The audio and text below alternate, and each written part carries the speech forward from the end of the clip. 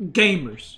Today I am back with week 2 of Call to Arms EGC tournament. We're still in the Swiss Buchholz score group stage thing, and I'm going to update you guys on the results, go through some of my games, and we'll go through the tournament win rates. So number 1, you can see round 3 and round 4 happened Saturday and Sunday. So Beastyqt, Recon, and Divine. You can see Recon is now in the second place. You got Killard in the same group, Divine. And this group is pretty much done in terms of who will advance. Like B is going to advance in first, most likely. And then the second place should be, the matches for the round 5 are not done, but it should be between Recon and Killardi, and the winner should be advancing, because then the winner is going to be 4-1 if, let's say, B is 5-1, 5-0 or 4-1, and then one of them would be 3-2. So that group is kind of done, unless they don't play one another, which I don't know why that would happen. Like, they should definitely be playing one another.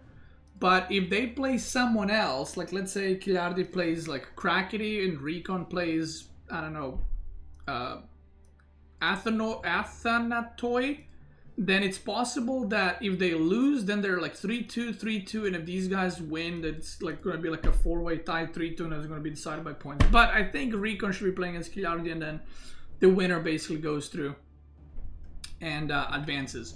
Group B is my group. I played against Magic and Vortex this Saturday and Sunday. I won 3-0 and 3-1. I'll show you some of the interesting games.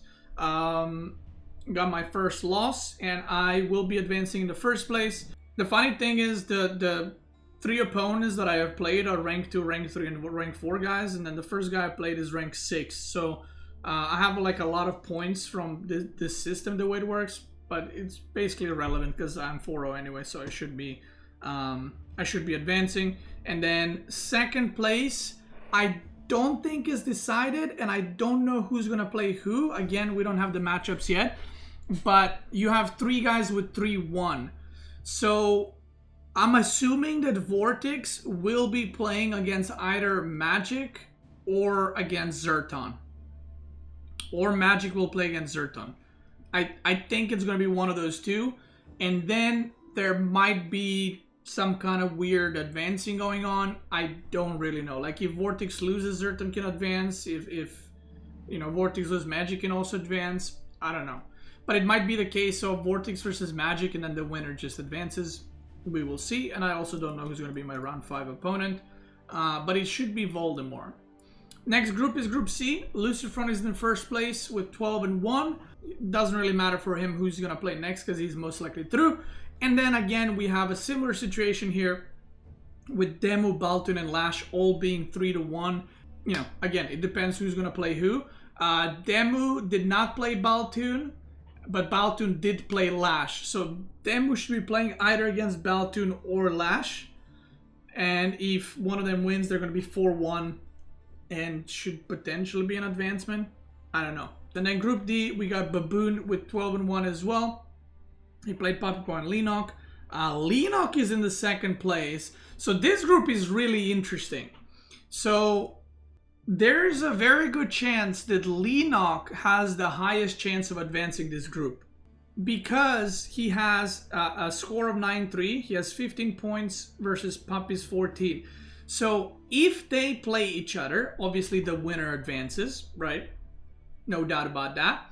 But if they don't play each other, if they both win 3-0, Lenok advances, I think.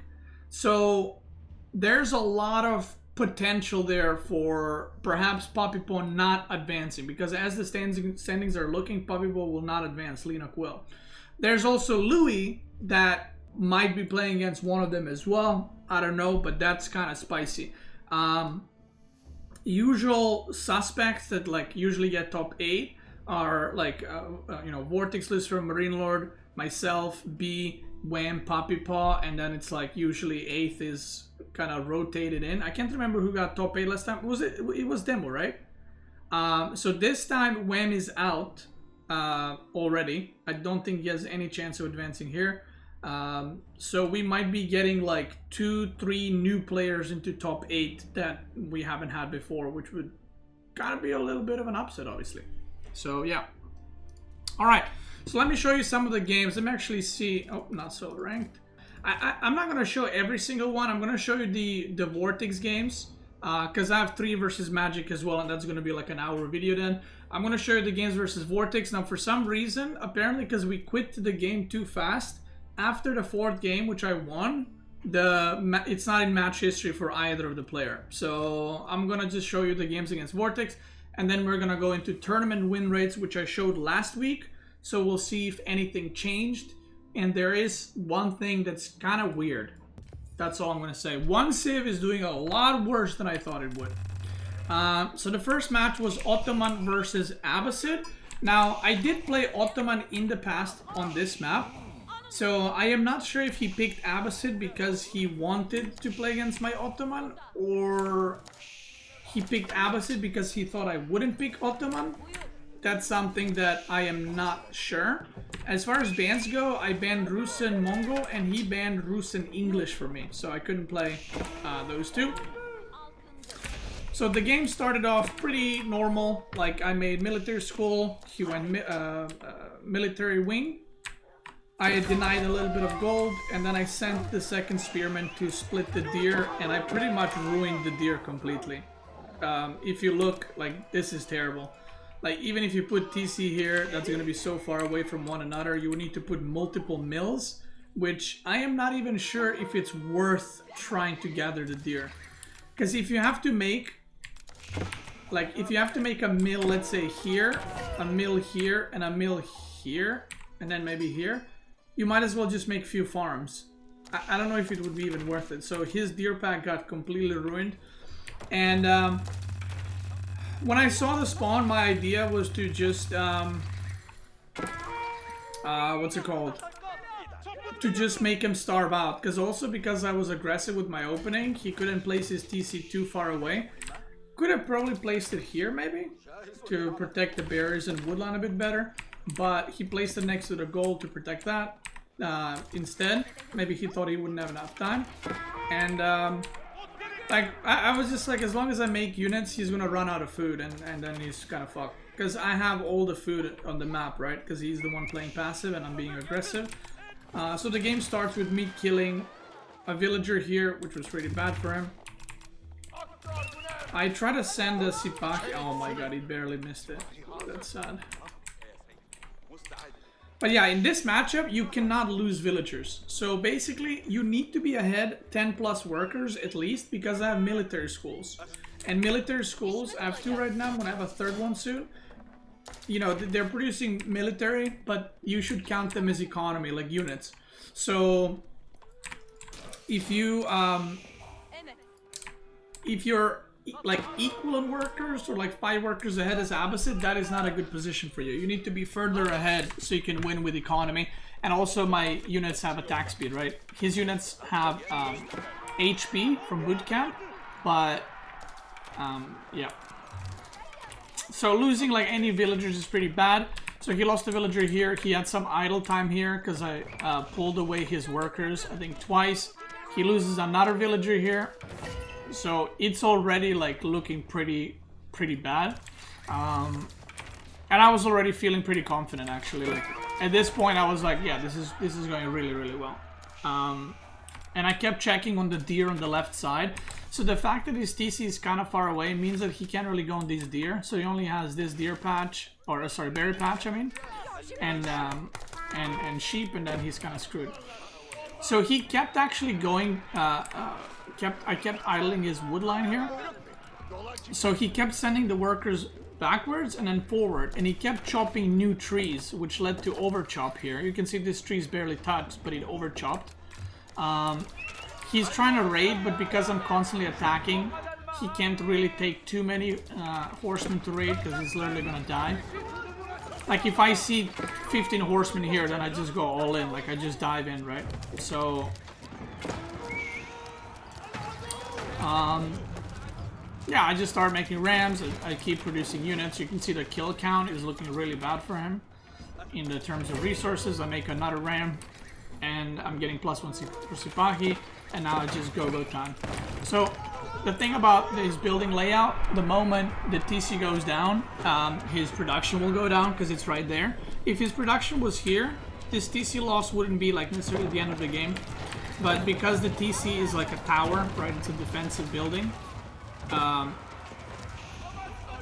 In this case, now he loses one stable, he loses archer range, he loses another stable, he's losing houses, his supply popped right now. I'm not sure if he ever loses... Oh, he might lose Golden Age too, actually. Okay, he just connected his buildings, never mind. And yeah, this game was pretty quick, I would say pretty one-sided.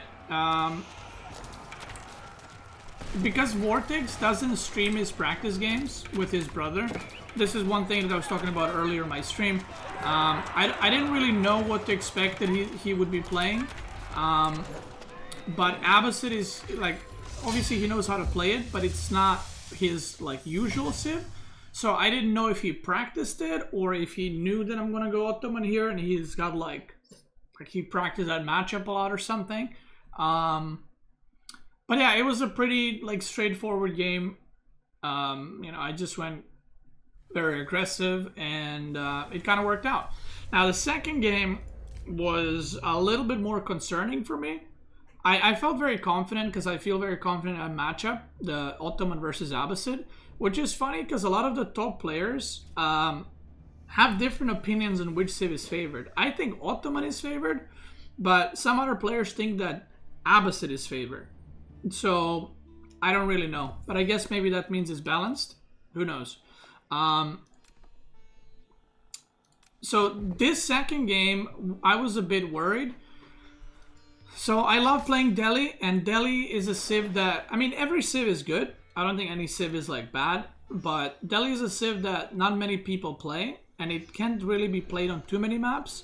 But this matchup in the past has been Ottoman favored, like very Ottoman favored, to the point where it's like you gotta try something stupid.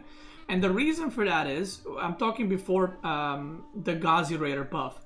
So what would happen is, because they throw down Minaret, a landmark with food, and they can go Anatolian a Vizier point, it gives you sheep, you would run out of food as Delhi, and Ottoman would not. So that's, you just fight, and eventually Delhi runs out of food first and you're fucked. But since the Ghazi Raider and Sipahi changes, I am not sure which Civ is favored. I know a lot of people still favor Ottoman, but to a lesser extent. But I generally don't know which Civ is better. But Sipahi are really strong, and, like, even against Knights, they're pretty good because of their long range. Obviously, you don't want to fight Sipahi into Knights, but early on, you can do quite a bit of damage. And I've been liking Ottoman more and more to play them. So I go Tower of Victory. There's been recent, like, change where everyone's going what's it called? Dome of Faith. Most of the games I've seen other people play Delhi, they go with Dome of Faith. I don't really like it, so I stick to my Tower of Victory. And yeah, right now I just, you know, I just went stables and I just went aggro immediately. He did not go for military school opener because against Delhi, you can't really do damage. By the time you come, Delhi will already finish with gold, so you can maybe, like, burn a mining camp or something. So you might as well age up and get Minaret faster. So this already starts good for me. I've been poking this scout, so maybe he got the attack alerts there. But he loses the very first villager. Meanwhile, I'm harassing here at the same time. So the moment I saw that, I was like, you know, let's go. Let's go! I harass here, and I caused a lot of idle time on his wood line too. I caused idle time on his gold. As you can see, like, he probably wants to get more upgrades and get everything, but he can't really right now. Almost loses another villager. I'm adding more production, and soon I'm gonna start capping the sacred sites as well. This wolf was fucking annoying. Actually dealt a lot of damage to my scholar. So here he's getting out. He's trying to decap. I almost cap. Look at that. It's crazy. I dive here again. Another villager goes down. And he overextends a bit. Oh no, this is not the moment yet. He tries to decap this. I send my Ghazi Raider to take care of the scout. I keep harassing here. And like the game is already pretty bad for him. Like again, at this level, losing 2 villagers this early is really, really bad. He's trying to decap the middle. He loses a spearman. I cap this. And obviously you can't let Delhi have the sacred sites for free. But he loses all the spearmen. The third one is dying. And then I get a surround with the rest of my army. The Mekter survives, but this is like terrible. Because, I mean, now it's like 2 arrows and he's dead, right? So that is really, really bad. I do an engagement here. And when I notice him running through this, I know that his units are going to get giga stuck if he goes through. So I let him come through. And then I turn around, because now if he tries to retreat, his units are going to get super stuck on one another. I kill the spearman here. And the Ghazi Raiders are just mowing down archers. I decide to just keep diving. I go get on top of the villagers. He has more idle time. He loses 3 more villagers there. And my Ghazi Raiders survive, so I can actually just heal them up. And I think I already moved... yeah, I'm queuing up scholars. Usually you can get market and buy like wood and food with it from the gold, but I just made more scholars because I was like, oh, I can just heal up these. And he just taps out because, I mean, this game is over. Like, a lot of people might think that he could have played on. It's like, well, he could have, but the game is over. If he killed these Ghazi Raiders, I would say he can play on, because then it would be like 5 Ghazi Raiders. But this is like, what was it, like 12 or 13? Like, he doesn't have enough spears. I can literally kill his whole army with Ghazi Raiders at this point if I healed him up. So yeah, that was a quick game as well. All the games were pretty quick, actually. Like, this one was the longest, I think. 16 minutes, 50 seconds. This one was, let's say, 11 minutes. This one was 13 minutes. And the last one, I think, was probably like 12, 13. Again, I don't have the replay, but yeah. Would you say Vortex is less used to playing defensively? I mean, yeah, of course he is. So yeah, Vortex is less used to playing defensively because he's usually the aggressor. But yeah, I don't know if that had anything to do with it, but yeah. So this game was pretty sad, actually. I was very disappointed that I lost in this game. So it started out really good for me because I got the boar. He didn't even attempt the boar, which I found interesting.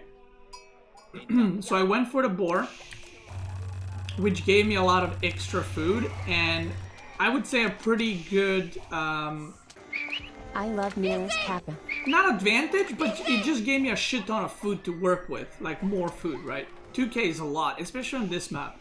So here he ages up, and I actually thought he was gonna go burger, because he loves going burger. But I knew, like, this is a matchup where we're both gonna go for the age up. He aged up super fast. On the other side, I aged up with less workers and a bit slower. But you can see he's ahead in resources because, you know, he didn't have to go to the middle and all that. And all his workers gathering are under the, like, influence inspired. While 6 of my workers are on the board, but they don't have inspiration on. So he ages up slightly faster. And I kind of fuck up because I put 8 on Cathedral. But then I realize, oh shit, I should just age up with all the workers to get the middle relic. Because whoever gets the middle relic will have extra income for the rest of the game. So I pulled them, but it was too late. Because if I pulled this many workers from the start, I would have finished it first. So a funny thing happens, we're both in the middle, and yeah, he gets the relic. So I'm like, okay, I'll try to capture the sacred site. So we do a little dance. And now, basically what happens is I have 2 relics versus 3, so he has a lot more gold income. But I lose the scout here, which is literally why I lose this game. I had no information on what he's doing, and so basically the way this works is I had a stable, he had a stable. That's what I knew, right? And the amount of units we have is confirming that. Like, I have 2 knights, he has 2 knights. So now what happened is I lose the scout, and I didn't know what he was doing. So if I knew he was going 2 stables, I would just throw down 2 barracks and make spearmen, and that's it. Like, I would be more than fine, and then I could rush Swabia, which was my plan. But I went with archer range, because I thought that he's gonna go barracks, so I can go knights, crossbows, and then be able to deal with men-at-arms, spearmen, and knights. Which was obviously the wrong choice. And, like, I just get overwhelmed. The funny part is, there's a point here where I go for the raid. Oh, right here. I go for the raid, and I would have seen the stables, actually. Oh, he went triple stable. So the funny thing is, if I just continued with this, I would have seen the triple stable, and I would have been 5. I would immediately be like, holy fuck, I gotta make units, I gotta make barracks, I gotta defend, right? But I decide to go back and defend the sacred side. And, he's raiding here with 1 knight, which didn't do much. He ended up losing it. So yeah, now he's just waiting. He probably knew that I don't know about this, because I did lose a scout. And now it's...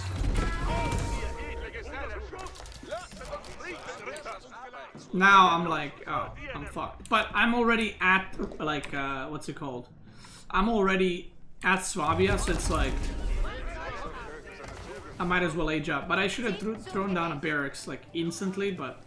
For some fucking reason I didn't. Because I actually thought, like, oh, this is 2 stables, it's not 3.